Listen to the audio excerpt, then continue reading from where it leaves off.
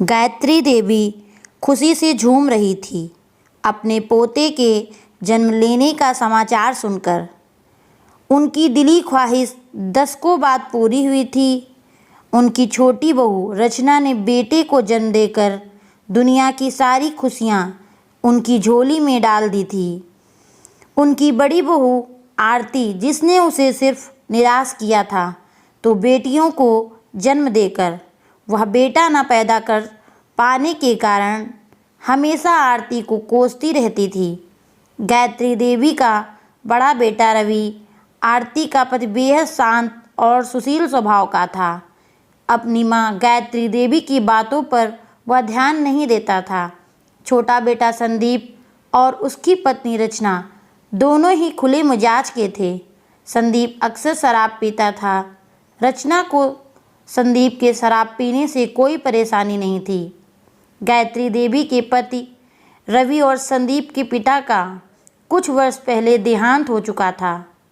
गायत्री देवी ही घर की मुखिया थी।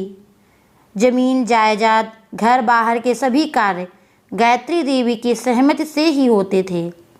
1 वर्ष बीत चुका था।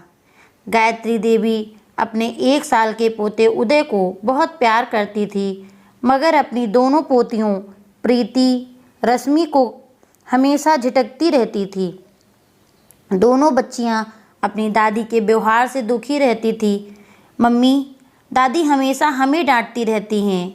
10 साल की प्रीति अपनी मां आरती से बोली, कोई बात नहीं बेटी, वह तुम्हें प्यार से डांटती हैं। आरती प्रीति को समझाते हुए बोली, नहीं मम्मी, दीदी सही कहती हैं, दादी हमें हमेशा डांटती हैं। हमें छोटे बाबू उदय के साथ खेलने भी नहीं देती। चाची भी दादी की तरह डांटती हैं। 8 साल की रश्मि आरती से शिकायत करती हुई बोली, इतना ही नहीं मम्मी, दादी कहती हैं कि हम लोग बोझ हैं। मासूम प्रीति आरती से सवाल करती हुई बोली, कौन कहता है कि मेरी प्यारी बेटी बोझ है?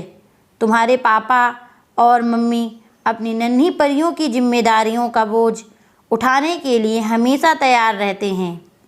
दादी के कहने से क्या होता है? आरती दोनों बच्चियों को दुलराते हुए बोली, क्या हुआ हमारी बच्चियों को? किसी ने कुछ कहा क्या? रवि कमरे के अंदर आते हुए बोला, कुछ नहीं, कोई बात नहीं है। आरती प्रीति और रश्मि को चुप कराते हुए बोली। रात के 12 बज रहे थे। आरती की आंखों से नींद गायब थी। क्या बात है आरती, तुम परेशान लग रही हो? रवि आरती को चिंतित देखकर बोला। आरती ने बच्चियों के साथ उसकी दादी चाची के व्यवहार के आए बदलाव को बताया, जिसे सुनकर रवि भी परेशान हो गया और बोला, अम्मा तो कहती रहती हैं, मगर रचना को मेरी बेटियों के साथ अच्छा व्यवहार करना चाहिए। आखिर वह भी उनकी चाची हैं। मेरी बेटियों की जिम्मेदारी मेरी, फिर वह क्यों ऐसा कर रही हैं? रवि गंभीर होते हुए बोला, आप परेशान मत होइए, सो जाइए। आरती रवि को समझाते हुए बोली। रवि खामोश होकर चुपचाप लेट गया। उसके मन मस्तिष्क में अनगिनत सवाल अपनी बेटियों के भविष्य को लेकर उठने लगे। उसने अपने मन में अपनी बेटियों को समाज में उच्च दर्जा दिलाने का दृढ़ संकल्प कर लिया था। संदीप और रचना ने मिलकर गायत्री देवी को रवि और आरती के विरुद्ध भड़काने का काम जारी रखा, जिसमें वह कामयाब हो गए। संदीप और रचना की नज़र अपने पिता के रुपयों और जायदाद पर लगी थी, जो गायत्री देवी के बगैर मिलना संभव नहीं था। बड़े भाई रवि के हिस्से पर भी रचना और संदीप की नीयत साफ नहीं थी।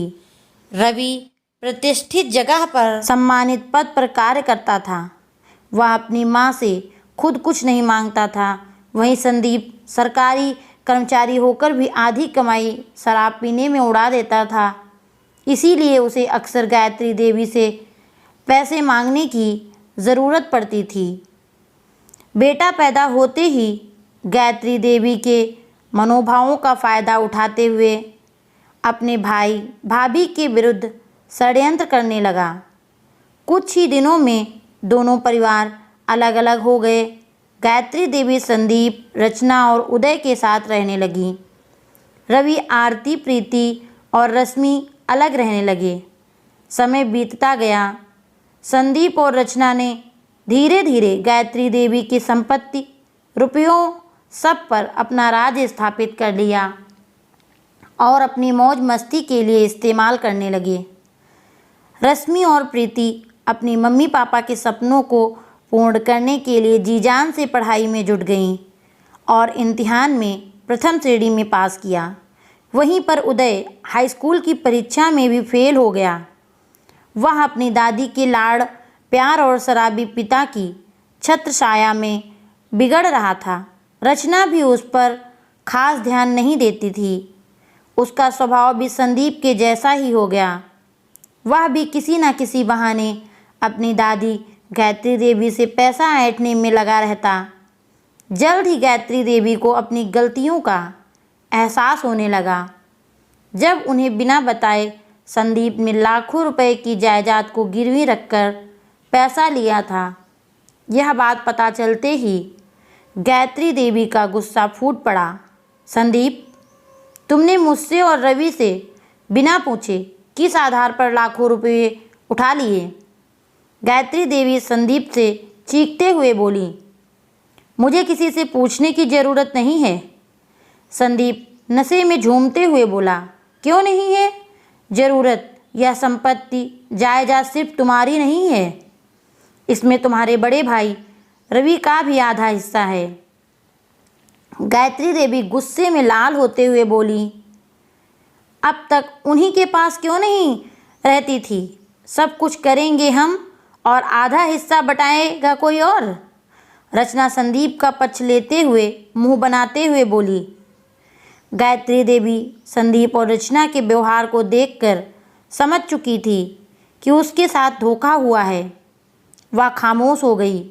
उसने रवि, आरती और अपनी दोनों पोतियों के साथ न्याय नहीं किया। जिस पोते की चाहत, ममता में वह सब कुछ भूल चुकी थी, वह भी उसे कुछ नहीं समझता था। उसे अपनी गलतियों का एहसास हो रहा था। गम और चिंता में डूबी गायत्री देवी गंभीर बीमारियों का शिकार हो चुकी थी। प्रीति ने अपने माता पिता के सपनों को पूरा करने की जिम्मेदारी को अपने जीवन का लक्ष्य बना लिया था। आज वह दिन आ गया जब प्रीति सिविल सर्विसेज में उच्च रैंक प्राप्त करने में सफल हुई थी और IAS अधिकारी बनकर अपने घर वापस आ रही थी। रवि, आरती अपनी IAS बेटी और रश्मि अपनी दीदी के आने की राह देख रहे थे। इंतजार की घड़ियां खत्म हो चुकी थी। प्रीति घर आते ही रवि और रश्मि से लिपट गई। आज वह बहुत खुश थी। उसे अपनी दादी की याद आ गई कि दादी आजकल दिख नहीं रही हैं। प्रीति चिंतित होते हुए बोली। प्रीति बेटी, वह अंदर होंगी, वह हमारे पास तो बिल्कुल नहीं आती हैं। कभी कभी हम लोग ही उनका हालचाल ले लेते हैं। आरती गंभीर होते हुए बोली।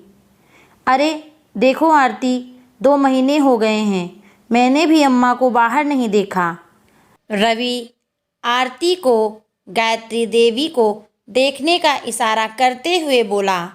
आप रहने दें मम्मी, मैं खुद ही जाऊंगी दादी से मिलकर, कहकर प्रीति बगल में अपने चाचा के घर की ओर बढ़ गई। सामने संदीप और उसकी चाची खड़ी थी, जिसे देखते ही प्रीति ने आदरपूर्वक अपने चाचा और चाची को प्रणाम किया। चाचा, दादी और उदय कहाँ है? प्रीति संदीप की ओर देखते हुए बोली। प्रीति, तेरी दादी बीमार है और उदय घूम रहा होगा अपने निठल्ले दोस्तों के साथ। संदीप कमरे की ओर इशारा करते हुए बोला। प्रीति बिना कुछ बोले कमरे की ओर बढ़ गई। सामने बिस्तर पर पड़ी गायत्री देवी, जो 70 वर्ष की आयु में कुछ ही दिन पहले हष्ट-पुष्ट थी, वह सूख कर कांटा हो चुकी थी। हाथ पैर कांप रहे थे। वह एकटक अपनी दादी की ओर देखती रही, फिर बोली। दादी, दादी, वह गायत्री देवी को चरण स्पर्श करते हुए बोली। कौन? गायत्री देवी कराहते हुए बोली। मैं हूँ दादी, प्रीति। प्रीति? गायत्री देवी के करीब आकर बोली। प्रीति, मेरी बच्ची। गायत्री देवी की आंखों में आंसू की धारा बहने लगी। दादी, तुम्हारी पोती प्रीति IAS अधिकारी बन गई है, मुझे आशीर्वाद नहीं दोगी? प्रीति भावुक होकर बोली। अरे मेरी बच्ची, मुझे माफ़ कर दे। मुझे बेटी बोझ नहीं होती है, बेटी तो गर्व से अपने माता पिता और दादी का मस्तिष्क ऊंचा करने वाली होती है। कहते हुए गायत्री देवी के होंठ कपकपाने लगे। ऐसा मत कहो दादी, अगर आप ऐसा ना कहती तो मुझे हिम्मत कहाँ से मिलती अपनी दादी का सिर गर्व से ऊंचा करने की। कहकर प्रीति गायत्री देवी से लिपट गई। नहीं मेरी बेटी, मेरी आंखों में पर्दा पड़ गया था। जो मैं अपनी बच्चियों को दुत्कारती रही, जिसे दुलराती रही, वही मुझे धोखा देते रहे। कहकर गायत्री देवी शांत हो गई। अब तुम चिंता मत करो दादी, मैं सब ठीक कर दूंगी। चलो उठो। प्रीति गायत्री देवी को उठाते हुए बोली। गायत्री देवी प्रीति को गले लगाकर दुलराती रहीं। चल बेटी, मुझे ले चल यहाँ से। मेरा बेटा रवि, बड़ी बहू रश्मि, सभी की मैं गुनहगार हूँ। मैं उनके पास जाने का साहस नहीं कर पा रही हूँ, लेकिन अब मैं अपनी IAS पोती के साथ हूँ।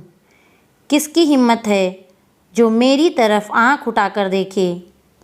गायत्री देवी के चेहरे पर मुस्कान लिए प्रीति का सहारा लेकर रवि के घर की ओर बढ़ रही थी। संदीप और रचना एक मुजरिम की तरह सर झुकाए खड़े हुए थे। दोस्तों, ये थी आज की कहानी। कहानी कैसी लगी हमें कमेंट में ज़रूर बताएं और ऐसी ही कहानियाँ सुनने के लिए हमारे चैनल को सब्सक्राइब करें।